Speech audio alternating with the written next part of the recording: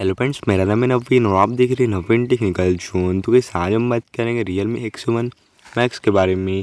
Guys आज को हमारा टॉपिक है split screen settings and features, tips and tricks. तो फ्रेंड कैसे आप अपने डिवाइस में देखिए split screen settings and features को अपने डिवाइस में यूज़ एंड वर्क करा पाएंगे। तो गाइस वीडियो को आखिरी तक देखिए एंड समझिए।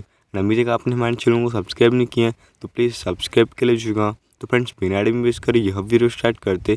तो गाइस आप अपने फ़ोन में देखिए सिंपली डिफ़ॉल्ट सेटिंग्स में जाइएगा, देखिए एंड यहाँ पे आप नीचे आइएगा, देखिए स्क्रॉल डाउन कर लीजिएगा एंड कन्वेंसी टूल्स ऑप्शन पे आइएगा एंड नीचे आपको देखिए स्प्लिट स्क्रीन सेटिंग्स हो जाती है गाइस।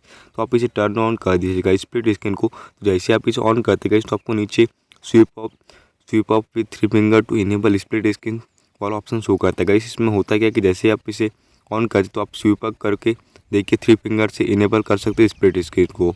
तो फ्रेंड्स ये था आज को हमारा टॉपिक। उम्मीद है फ्रेंड्स आपको वीडियो पसंद होगी। आज के लिए बस इतना ही। Thank you.